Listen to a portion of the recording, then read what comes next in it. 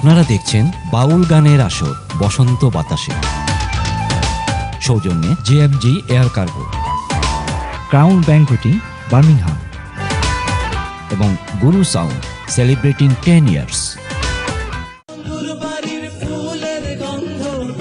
আমার বাড়ি আসে সৈক বসন্ত বাতাসে, সৈক বসন্ত বাতাসে। সুপ্রিয় দর্শক, আরও একবার আমন্ত্রণ জানাচ্ছি আপনাদের প্রিয় টেলিভিশন অ্যান্ড টিভির পর্দায় আপনাদের প্রিয় অনুষ্ঠান বসন্ত বাতাসে। আমি ইকবাল ফেরদৌস। এই মুহূর্তে যারা আমাদের সাথে জয়েন করলেন তাদেরকে অনেক অনেক প্রীতি, শুভেচ্ছা ও ভালোবাসা। আপনি যে এপিসোডগুলো মিস করেছেন আপনার উদ্দেশ্যে বলছি, আপনি চাইলে কিন্তু এই অনুষ্ঠানটি রিপিট দেখতে পাবেন আগামী মঙ্গলবারে দুপুর 12:30 থেকে 2:30-এ। আর আপনি যদি সেটিও মিস করে থাকেন তাহলে আপনি ইউটিউবে গেলে আপনাদের এই অনুষ্ঠান সহ আগের যে সকল অনুষ্ঠান রয়েছে সবগুলো আপনি পাবেন। সো মিস করার কোনো উপায় নেই, আমাদের সাথে থাকবেন। আমাদের আজকে শিল্পী হিসেবে রয়েছেন বসন্ত বাতাসে একজন ভেরি স্পেশাল গেস্ট। উনি নর্থহ্যাম্পটন থেকে এসছেন। ওনার নাম হচ্ছে শিল্পী আনা মিয়া। আনা ভাই আপনাদেরকে গান গিয়ে শোনাচ্ছেন। আশা করি আপনারা অনুষ্ঠানটি এনজয় করছেন। একজন কলার রয়েছেন সাথে, দেখি কে আছেন আমাদের সাথে। হ্যালো কলার, আসসালামু আলাইকুম।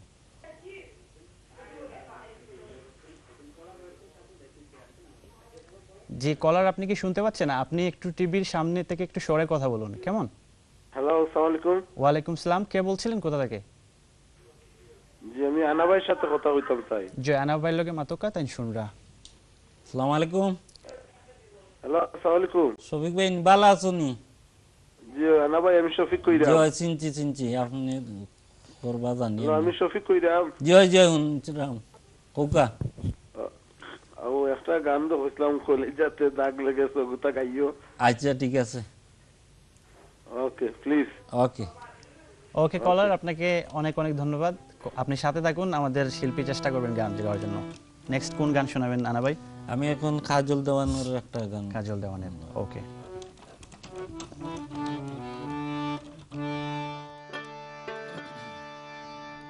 আমার সুখ পাখিটা গেছে মারা ও একটা তীরে,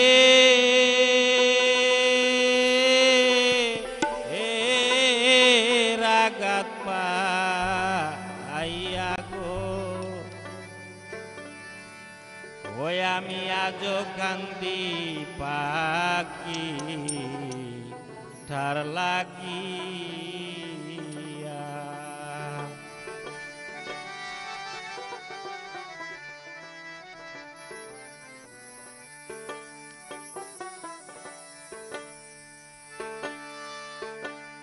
কলঙ্কিনী হইলাম সোনা বন্ধু আর লাগিয়া,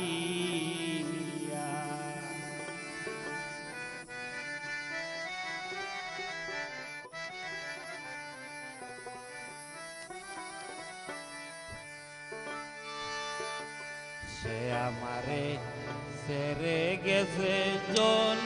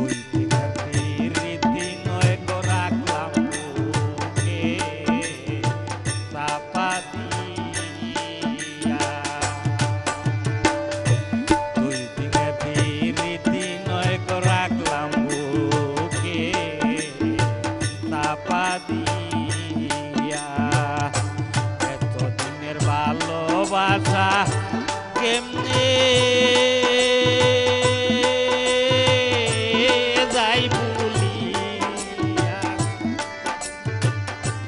এতদিনের ভালোবাসা কেমনে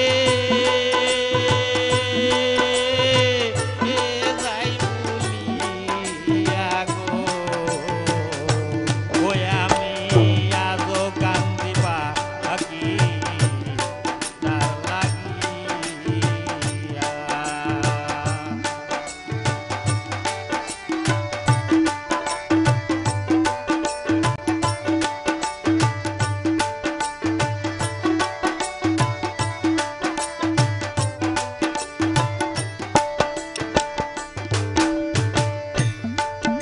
ওরে কাজল কান্দে তো গান আমি গাইলা কার লাগিয়া কাজল কান্দে তো গান আমি গাইলা কার লাগিয়া ওরে রাজা বিনে বিদায় নিলাম যার আন্তার দিয়া গো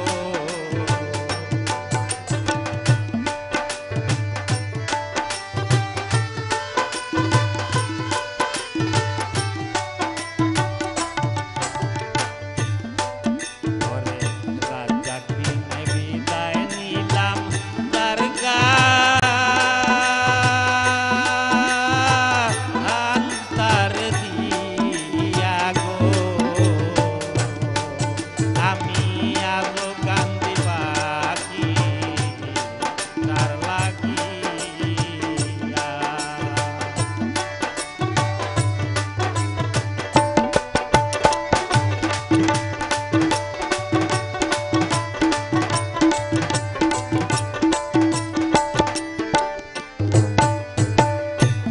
পাখিটা গেছে মারা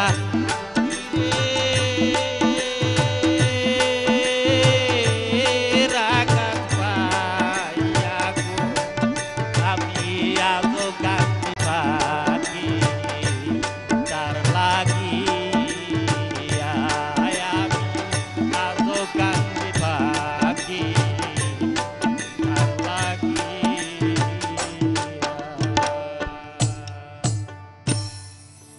অনেক অনেক চমৎকার, খুব সুন্দর ছিল গানটি। আমাদের আরেকটি গানে যাব নাকি কথা বলবেন? দেখো গা আচ্ছা, আপনার একটা প্রশ্ন আমার কাছে ছিল অনেকক্ষণ থেকে, সেটি শেষ হয়ে হচ্ছে না। কেমন আপনার উস্তাদজি সম্পর্কে, আপনার গান শেখা সম্পর্কে একটু যদি শেষ করেন। উনি দূরবীন স্যার ছাত্র ছিলেন, আচ্ছা খুব ভালো ছিলেন, তো খুব সুন্দর গান করতেন উনি। আচ্ছা আচ্ছা আর ওনার পাশে সবসময় যাওয়ায় আমারও তোলা কিছু গান মানে শেখা হয়েছিল। শেখা আচ্ছা, হয়েছিল, তো- না হয়তো হইতো না, শেখা হইতো না। আচ্ছা, তো বাংলাদেশ থেকে কবে আসা হলো বিলেতে? ইলাতে 93 আসছি, 1993। আচ্ছা আচ্ছা, 93-তে। তো যখন বাংলাদেশ থেকে আসার পরে এই দেশে যখন ফার্স্ট আসলেন, তখন কি গানের চর্চা করা হতো? ওখানে আওয়ার পরে আমি হাইট টাউন আসছিলাম, তখন অন্য একজন ফিট সাপ ছিলেন। আচ্ছা তো আমি আমার ফ্রেন্ডের দিকে এলাম যে ওইখানে কোনো গানের জিও আসেনি, বুয়ার কোনো সুবিধা আসেনি। আচ্ছা একজন ফ্রেন্ড কইল যে ওই আছে একটা স্থানে আছে ওখানে, তা এক ফিট সাপ আছে নুন বইবা। তো গেলাম পরে, তো দেশে তো সবটা মিউজিক টেজিক খুব ভালো আছে। ইনো গিয়া দেখি মনে করছি যে কয়েকদিন তো গান গাইছি না, তো অবশ্য আজকে মনে হয় কিছু গান গাইতাম পারুম। আচ্ছা কেন গিয়া দেখি 2-3 মানুষ বই রয়েছে তারা, আচ্ছা তে কেউ হারমোনি বাজাইতে পারে না, আর খালি ডুল একটা আছে ছোট মোটো, ওটা দিয়ে তারা 3-4 জনে জিও করে। তা আমি তো হারমোনি দেশেও শিখেছি, তো আইয়া বাজাই তখন তারা আর আমার লগে বাজাইতেও পারে না তারা, বাজাইতে পারে না। জি না, কোনো সুরত জিও করছে। তো আস্তে আস্তে কিছু ম্যানচেস্টার মানুষের সবাই জানছে যে একজন শিল্পী শিল্পী টাউনে আইসেন আসছেন। দেশও আচ্ছা। আস্তে আস্তে এটা কবে মানে আসার কতদিন পরে? আবার 2 মাস 3 মাস পরেও আস্তে আস্তে মানুষ এখানে আইয়া, যেমন পয়লা 3-4 জন বইতো, এর বাদে 20-30 জন মানুষ আইতো, এর বাদে গড় জায়গা হইতো না, এইরকম হয়েছে। আচ্ছা আচ্ছা। যে আস্তে আস্তে বিল্ড আপ হয়েছে আর কি। তো যখন আপনি বাংলাদেশ থেকে আসলেন, প্রথমেই আসার পরে 2-3 মাস পরেই জি। আপনি এই ধরনের একটা বিশাল শ্রোতা গোষ্ঠী ক্রিয়েট করতে সক্ষম হয়েছিলেন। কেমন লাগছিল যে আমি বাংলাদেশ থেকে বিলেতে ভালো লাগছিল। ইংল্যান্ড আসলাম, এখানে ইংলিশ কালচার, এই দেশে এসে আমার দেশের গান করতে পারছি, তখন আপনার কাছে কেমন লাগতো? খুব ভালো লাগতো। ভালো লাগতো। তখনকার যে গানের আসর বা গানের যে প্রোগ্রামগুলো হতো, আর এখন আপনি স্টিল নাও আপনি গানের সাথে জড়িত, গান করছেন, তো এই দুটো সময়ের মধ্যে আপনার কাছে কোনটি মনে হয় বেস্ট? এখনকারটা বেস্ট, কারণ এখন অনেক বাজা ওরা আছেন, অনেক সুবিধা আছে, সাউন্ড সিস্টেম আছে, এটা তো আগে আসছিল না।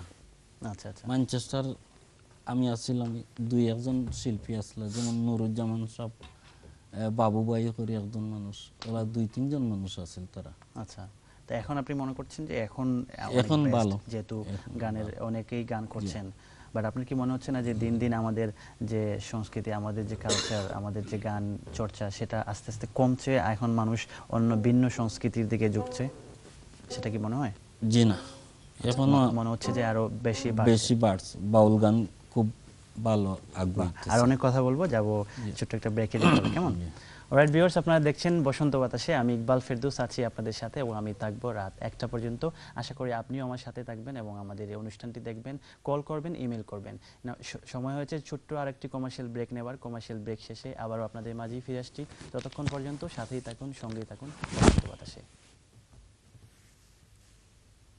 বন্ধুর বাড়ির ফুলের গন্ধ আমার বাড়ি আসে, সৈগ বসন্ত বাতাসে, সৈগ বসন্ত বাতাসে।